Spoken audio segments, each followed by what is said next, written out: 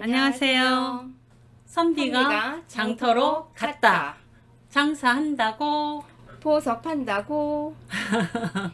오늘 너무 덥죠? 날씨가 너무 더워졌어요. 첫 번 방송 나가니까 어땠어요?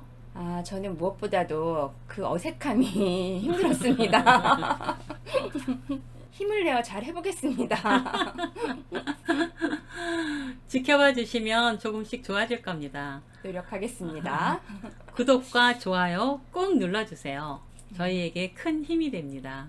지난번 유튜브 방송에서 풀씨와 칼라와 중량을 다뤘잖아요. 오늘은 다이아몬드 크래리티에 대해서 얘기해 볼까요? 크래리티는 흠이죠. 네. 천연성만이 가질 수 있는 성장 흔적, 천연의 증거죠. 구매할 때 알아두면 도움이 많이 되는 요소들이죠.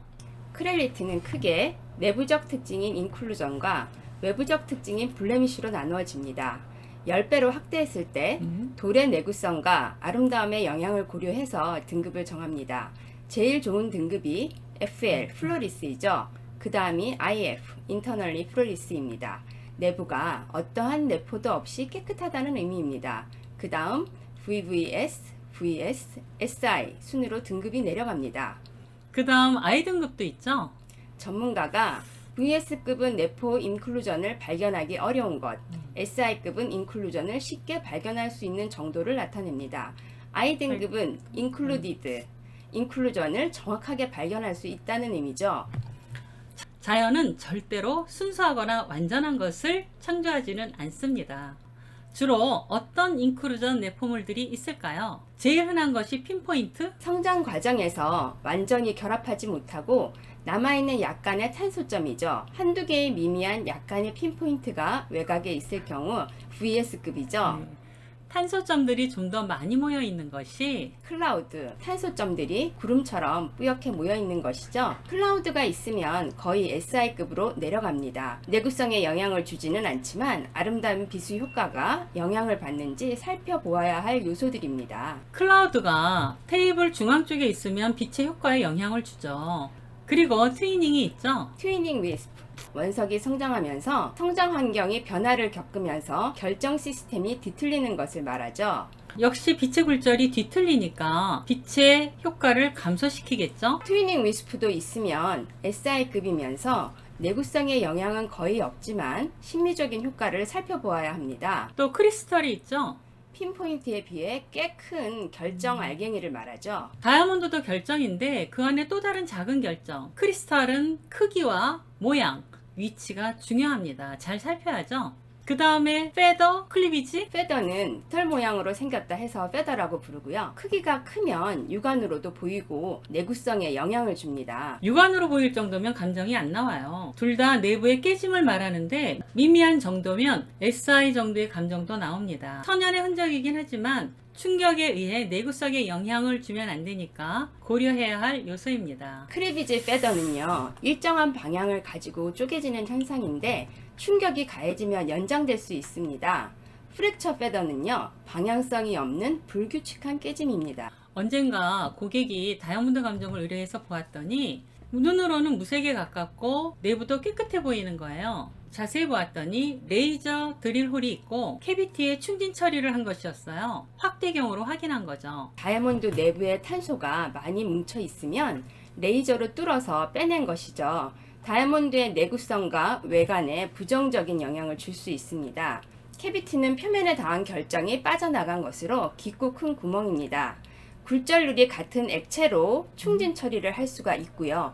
초음파 색처리를 할 경우 액체가 빠져나올 수도 있습니다. 이런 정도는 내부 천연 흔적이 아니라 인공적인 처리를 한 것이라서 대부분 감정서 없이 판매되는 경우가 많아요. 감정서가 있다면 코멘트에 나와 있으니까 확인해 보시고 판매자의 설명에만 의존하는 게 아니라 꼭 살펴보아야 합니다. 내부가 정말 깨끗하고 투명한 것이 좋지만 가격이 2배가 차이가 나기도 합니다. 내부 특징에서 어느 정도 선택을 하는 것이 좋을까요? 등급에 따라 가격 차이가 많이 나는데 특히 VS2와 SI1의 가격이 차이가 좀 큽니다. SI1도 내구성과 아름다움에 영향을 주지 않으면서 가격이 착한 경우가 있어요. 고객이 현미경으로 내부 특징을 직접 볼 수 있도록 해서 정확히 이해하고 결정할 수 있도록 정보를 줍니다.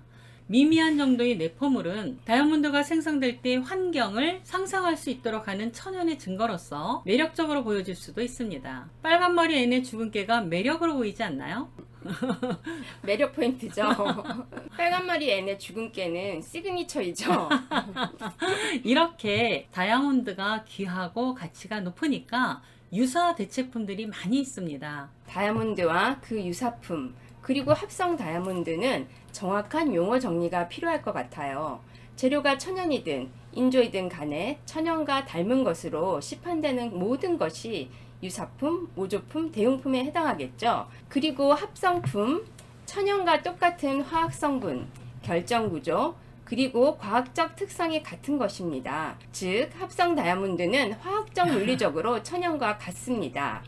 술이나 감정을 의뢰할 때 간혹 오해가 발생하기도 하는데요. 고객은 다이아몬드로 알고 있는데 실제가 아닌 경우가 가끔 있어요. 다이아몬드 유사품으로 가장 흔하게 볼 수 있는 것이 C젯이라고 표현하기도 하는데 큐빅 지르코니아입니다. 큐빅이라고 업계에서는 흔히 부르기도 하죠. 우리나라는 다이아 대체품에 매우 관대한 편이에요. 대표적인 대체품 큐빅 지르코니아를 18K나 14K로 다이아처럼 세팅하는 경우가 외국에서는 흔치 않거든요. 큐빅 지르콘도 감정서가 있더라고요. 매장을 하시는 분들은 고객의 제품을 받으면 정확한 사이즈를 기록하고 특징을 소통하는 것이 매우 중요합니다.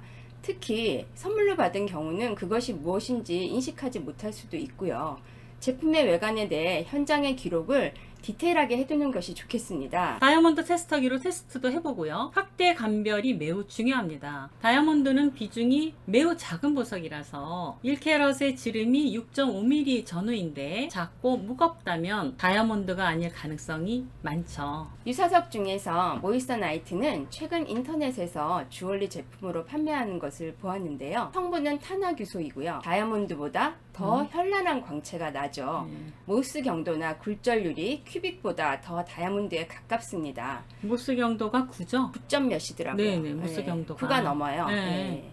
합성 다이아몬드는 사람이 만든 다이아몬드입니다. 사실 다이아몬드의 내구성과 특성은 어마어마한 장점이 있어서 산업용으로 아주 중요합니다. 합성 다이아몬드를 만들어서 팔았어요. 그때 합성 다이아몬드는 물리적 광학적 특성이 천연과 같고 내부도 깨끗한데 컬러만 노란기가 있었어요. 요즘에는 품질 향상이 되어서 천연을 거의 따라오고 있습니다. 천연 다이아몬드는 수백만, 수십억 년 전에 지구 표면 아래에서 형성되었고 합성 다이아몬드는 연구소에서 며칠 또는 몇 주 안에 자란다는 것이 가장 큰 차이이겠죠. 그렇죠. 현재 합성 다이아몬드는 클래리티가 VVS에서 VS급으로 생산이 가능하고 노란기도 없어요. 또 핑크, 붉은색 다이아몬드도 만들잖아요. 물론 천연의 고급스럽고 심오한 색은 아니지만 시장성이 있는 것으로 압니다. 합성 다이아몬드의 확산을 저지했던 드비어스사가 갑자기 입장을 바꾸고 합성 다이아몬드 브랜드를 런칭했습니다. 네. 젊은 소비자들의 변화된 소비 패턴 때문이라고 분석하고 있는데요. 합성 다이아몬드의 장점은 우선 가격이고요. 채굴 과정에서 이산화탄소를 배출하지 않는다는 점입니다. 그게 이제 홍보 포인트죠. 그렇죠. 미국에서는 온라인으로 판매를 하고 있는데요. 캐럿당 $800 정도, 18K 골드에 1캐럿 합성 다이아몬드를 세팅하여 $1000 정도입니다. 드비어스사는 몇 년 전까지만 해도 진짜는 귀하다, 리얼 이즈 레얼 이라는 광고 캠페인을 전개했죠. 사실 어떻게 될지는 잘 모르겠어요. 예전에 합성 루비가 나왔을 때 엄청 비싸고 합성 스타루비도 엄청 유행했었거든요. 그런데 지금 루비나 사파이어의 합성석은 주얼리 시장에서 별로 가치를 인정받고 있지는 못한 상황입니다. 한편에서는 합성 다이아몬드의 사업 확장은 천연 다이아몬드의 가치를 높이려는 드비어스사의 시도라고도 해석하는데요. 네. 과연 드비어스사의 의도대로 시장이 움직여줄지는 지켜봐야 할 것 같습니다. 최근 대형 감정소의 리포트에 의하면 천연 멜리 다이아몬드에 합성이 일부 섞여 있었던 적이 있었다고 그래요. 작은 사이즈가 섞여 있으면 전문가도 쉽게 구별하기 어려운 부분입니다. 수입량은 올해 증가 추세에 있다고 하죠. 소비자의 입장에서는 주의를 요하는 부분인데요. 주얼리를 구매하실 때 감정소도 꼼꼼히 살펴보시고 또 신뢰가 가는 보석상과 거래하시길 권유드립니다. 클래리티, 구매할 때 알아두시면 도움이 많이 되는 요소들이죠. 오늘도 유익한 시간이 되셨나요? 좀 더 유익한 정보로 찾아오겠습니다. 또 또 만나요. 만나요. 내가 해.